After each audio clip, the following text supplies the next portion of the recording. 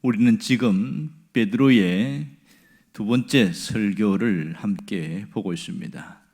첫 번째 설교는 오순절 성령 강림 때에 이후에 설교를 했고, 그 다음은 성전 미문의 안전뱅이가 일어난 사건을 통해서 또 한 번 설교를 하고 있습니다. 오늘 베드로의 설교의 그 후반부를 함께 보고 있습니다.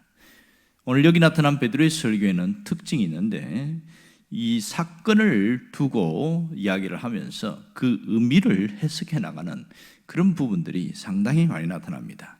단순히 안전뱅이가 일어난 사건인데 이것을 십자가와 부활 사건으로 연결시키고, 그리고 우리의 현재 우리의 삶의 상태로 연결시키고 어떻게 살아야 되는가 방향성까지 주는 그런 놀라운 일이 있습니다. 그러니까 좀 어렵게 이야기하면 성경적 의미와 그리스도적 의미, 구속적 의미가 있고 모든 백성에 비치는 하나님의 구원적 의미가 담겨있다, 이렇게 표현할 수 있겠습니다. 솔로몬의 행각에 모여든 이 사람들이 이 장애인이 일어나게 된 사건을 두고 뭐라고 표현하냐면, 이 사람을 치유한 분이 그리스도시고 또 우리의 믿음의 출발, 믿음의 시작이 예수 그리스도이심을 분명하게 말하고 있습니다. 그분은 하나님께서 부활하게 하셔서 구주가 되게 하셨다는 것을 베드로가 설교를 통해서 분명히 이야기합니다. 그 가운데 오늘 17절 말씀을 하고 있습니다. 17절에 보면 지금 이 일들 가운데 뭐라고 그러냐면, 형제들아 너희가 알지 못하여서 그리하였으며 너희 관리들도 그리한 줄 아노라, 이 얘기를 하고 있습니다. 알지 못하여서 그리했다. 상당히 그들을 이해한 듯한 마음으로 이렇게 말하고 있습니다. 사실 이 사건은 정말 성부 하나님이 보낸 메시아에 대한 이야기인데, 성자 예수님을 통해서 성취된 사건이란 말입니다. 그들의 종교적 입장에서 보면 이것은 그들의 행위는 엄격한 신성 모독이고 하나님 앞에 아주 못된 짓을 하는 것이 분명히 맞습니다. 그럼에도 불구하고 그런 죄를 지었음에도 그것을 책망하지 않는다는 것이 놀라운 특징이지요. 여기에 관리라는 말이 나오는데 이 헬라어는 지도자를 말하고 있습니다. 그러니까 지도자부터 일반 백성에 이르기까지 모든 사람들이 예수를 십자가에 못 박는 일에 주동했고 동조했고 구경했다, 이 얘기를 하고 있습니다. 그러니까 이 사람들은 정말 그들이 알고 있지만 사실은 자신들이 알지 못했다는 것은 인간적인 생각과 그릇된 편견과 그런 잘못된 지식 때문에 그러한 일이 일어났다, 지금 이렇게 얘기를 하고 있거든요.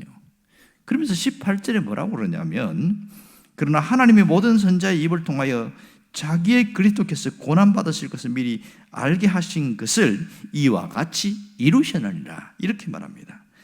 자, 이 베드로는 이 유대인들의 무지와 편견에 대해서 그렇게 이야기를 하면서도 역설적으로, 그러나 예수 그리스도의 십자가의 죽음, 이것은 하나님의 구원 성취를 통하여 일어난 이 신비로운 사건이다, 그렇게 하면서 이 사건이 너희들이 그렇게 하였지만 하나님은 오히려 이것을 통해서 또한 구원을 이루셨다, 역설적인 역할을 하고 있습니다.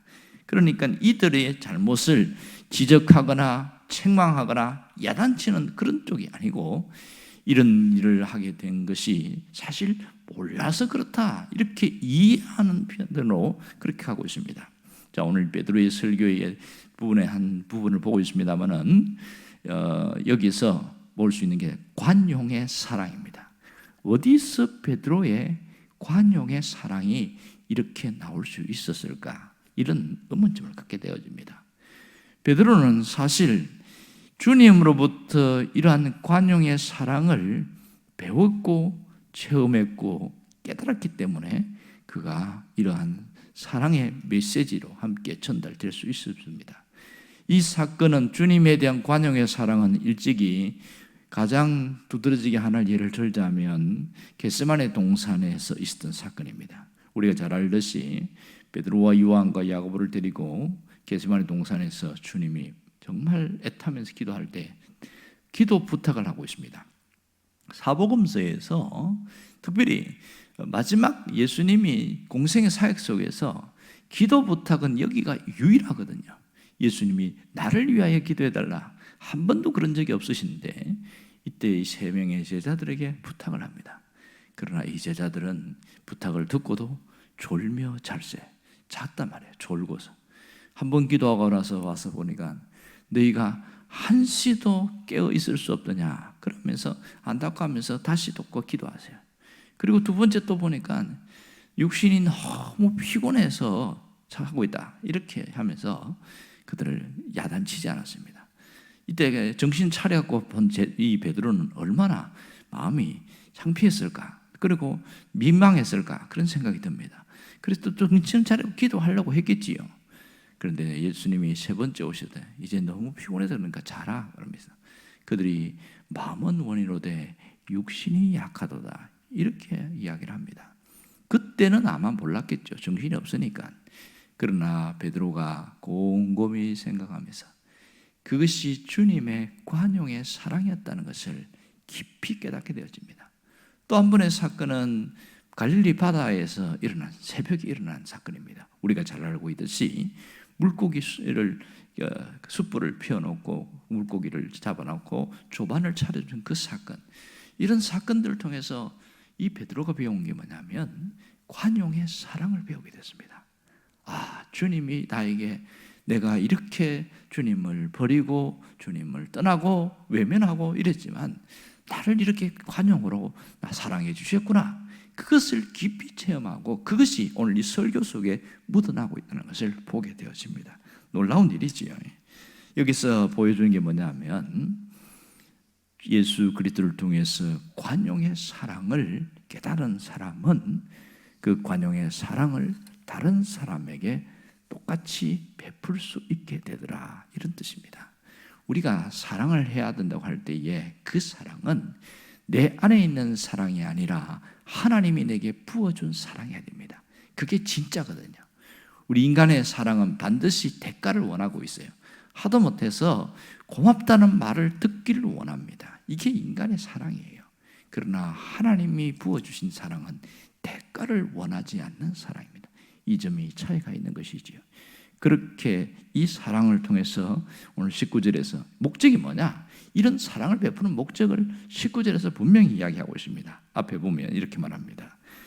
그러므로 너희가 회개하고 돌이켜 너희 죄 없이 함을 받으라. 지금 그렇게 너희들이 몰라서 그랬지만 이것을 이제 알았다면 이제는 회개를 해야 된다. 회개에 대한 촉구를 하고 있다는 사실입니다. 이 회개는 가던 길을 돌이키는 걸 말합니다. 유턴해서 되돌아가는 것을 말하고 있습니다. 주님께서 베드로에게 관용의 사랑을 베푸신 것은 역시 자기가 잘못된 길로 왔을 때 회개하고 그가 돌이켰잖아요. 그것처럼 너희들도 잘못된 길로 갔는데 회개하고 돌이켜라. 이것이 그 사랑을 베푸는 목적이라는 것을 알 수 있습니다. 그렇게 돌이킬 때에 죄 사함을 받을 수 있느니라, 이 얘기를 하고 있는 겁니다. 여러분, 회개에 대해서 얼마나 이해를 하고 있습니까? 회개는 무엇에 대한 회개입니까? 우리가 회개는 죄에 대한 회개라는 사실을 잘 알아야 됩니다. 그런데 그 죄가 어떤 죄냐 하는 겁니다. 많은 사람들이 회개를 이야기할 때 도덕적이고 윤리적인 죄에 대해서 회개를 상당히 많이 합니다. 예배당에 와서 회개한다고 하는데 자신이 잘못한 일을 회개하면서 특별히 도덕적인 윤리적인 부분에서 회개를 끊임없이 하고 있어요. 여러분들이 회개를 해봐서 알지만은 회개가 어려운 것이 바로 이것 때문입니다. 계속 회개를 하지만 해결이 안 되는 문제는 그 다음 회개했는데도 다시 또 같은 죄를 또 짓거든요. 그럼 또 회개를 해요. 또 짓습니다. 이것이 반복되면서 양심에 찔림이 와요. 더 이상 회개하기 싫어지는 겁니다.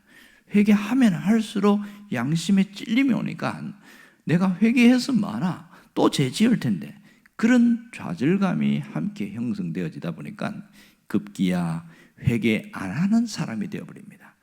잘못해도 잘못했다는 것을 느끼긴 하지만 회개를 안 하고 회개하기를 싫어합니다. 많은 사람들이 회개에 대해서 이야기하면 듣기조차도 싫어하는 것이 바로 이러한 연유 때문에 그렇습니다. 오늘 우리가 이 회개라는 것을 잘못 이해하고 있는 것이 굉장히 많습니다. 회개는 본질적으로 죄를 씻는 기능을 갖고 있습니다. 회개가 도덕적이고 윤리적인 데 치우치다 보니까 이 본질적인 회개를 못하고 있는 경우가 많아요. 그럼 본질적인 회개는 뭐냐? 내가 주인 되어서 살아간 것, 이것을 회개해야 됩니다. 내가 내 마음대로 산 것이, 이것이 첫 번째 해야 될 일이거든요. 에덴 동산에서 있었던 사건은 자신이 주인이 되어서 살아가겠다는 의지적인 표현이 선악같다는 겁니다. 거기서부터 회개가 시작되고 그 다음에 도덕적이고 윤리적인 죄가 회개되어야 합니다. 그런데 문제는 많은 분들이 첫 번째 회개를 하지 않고 두 번째에 치우치니까 변화가 일어나지 않습니다. 회개는 본질적으로 씻는 기능이 있다는 것을 알아야 됩니다. 우리가 천성적으로 범죄의 본성을 갖고 있기 때문에 우리 마음대로 살고 싶어하고 내가 주인 되어 살고 싶어하는 것이 우리가 갖고 있는 모습입니다. 그러나 회개를 하면 할수록 그것이 달라지게 되어 있습니다. 우리가 밖에 나갔다 오거나 땀을 흘리면 씻습니다. 왜 그렇습니까? 몸이 더럽혀졌으니까 씻는 거예요. 그것을 당연시 여기면서 신앙인들이 회개하는 것에 대해서 당연시 여기지 않는 것이 너무나 안타까운 일이죠. 죄를 씻는 것처럼 우리가 이 회개를 하면 영혼이 깨끗해지고 마음이 깨끗해지는 겁니다. 첫 번째 회개가 중요하겠지요. 그렇게 회개할 때에 새로워지는 겁니다. 그래서 저는 이런 정의를 내립니다. 회개가 뭐냐? 회개는 내 영혼의 샤워다. 내 영혼이 샤워하는 거다. 이것을 안다면 날마다 회개하면서도 마음이 유쾌해지는 그런 일들이 생깁니다. 오늘 우리가 기억해야 될 것은 바로 주님의 사랑입니다. 관용의 사랑을 잊지 말아야 됩니다. 관용의 사랑을 깨달으라, 그 얘기를 하고 있습니다. 그러면 관용의 사랑을 어떻게 할 수 있습니까? 죄 사함의 은혜를 통하여 그 관용의 사랑을 깨닫게 되었습니다. 여러분, 죄 사함은 회개한 사람만이 깨달을 수 있는 축복입니다. 회개인데 내가 큰 죄의 사함을 받았구나, 이렇게 있는 사람은 자유함이 있습니다. 죄에 찔리는 것은 다 해요. 양심이 있기 때문에. 그러나 죄 사함을 받아야 거기서 자유할 수 있다는 것을 우리가 알아야 됩니다. 우리가 계속 예수를 믿으면서도 양심의 찔림만 받고 있다면 죄 사함의 자유함이 없어서 그래요. 이것은 회개를 통하여 이루어지는데 주님이 주시는 축복 중에 하나입니다. 너희의 죄가 사하여졌느니라. 이거보다 귀한 게 없거든요.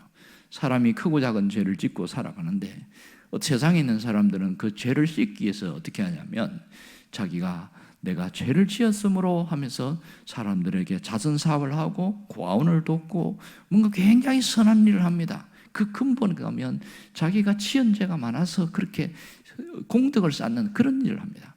그건 그거고 지은 죄는 지은 죄인데 그런 선한 일을 통해서 자기의 죄를 씻으려고 하지만 결국은 그대로 남아있게 되어집니다.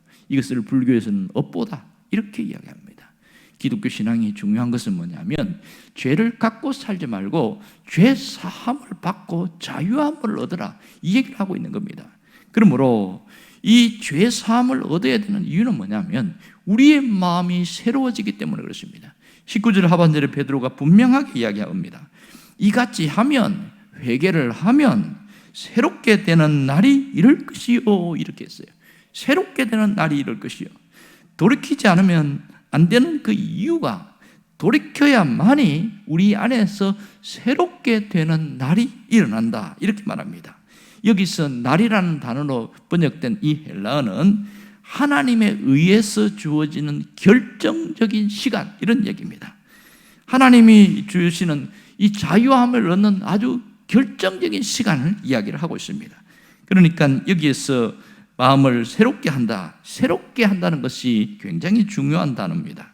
우리가 이 단어가, 헬라어가 갖고 있는 단어는 이 마음을 깨끗하게 하고 새롭게 하고 원기를 솟게 하고 신성케 한다, 뭐 이런 얘기입니다. 사람들이 살면서 죄의 욕망에 사로잡힐 수밖에 없는 현실 속에 살아가고 있고 뭔가 여건과 환경이 되어지면 그 욕망을 따라가 살아갑니다. 솔로몬은 그것을 충분히 경험한 자였고 그 경험한 것에 대한 결과를 전도서에 써놓고 있습니다. 자신은 자기가 해볼 걸 다 해봤어요. 하나님이 탁월한 지혜를 주셨고 탁월한 능력을 주셨고 부귀 영화까지 다 주셨기 때문에 모든 것을 해봤는데 결국 그가 하는 말이 뭡니까? 모든 것이 헛되고 헛되며 헛되고 헛되니라. 이렇게 결론을 맺습니다. 하나님 앞에서 헤아려서 내가 수고하는 것조차도 헛되더라. 이러면서 자신이 공허한 삶에 대한 이야기를 하고 있어요. 이것을 어떻게 극복할 수 있습니까? 유쾌한 날이 되는 것, 새롭게 하는 날이 우리에게 찾아와야 됩니다. 예수를 잘 믿으면 잘 믿을수록 내 마음이 깨끗해지고 내 마음이 새롭게 다시 회복되어집니다. 일어날 힘이 생기게 되어지고 다시 내가 뭔가 주님을 위해서 살아가야 되겠다는 용기가 생기고, 이것이 주님이 주시는 놀라운 축복입니다. 우리가 회개를 통해서 제3을 겪고 제3을 또 경험하면서 내 마음이 새롭게 되는 것, 내 마음이 유쾌하게 되는 이 놀라운 축복, 이것이 기독교인들이 갖고 가는 진정한 축복의 하나라는 것을 알아야 됩니다. 여러분이 이러한 말씀을 통해서 영적인 자유를 누릴 수 있기를 주의 이름으로 축원합니다. 기도하겠습니다.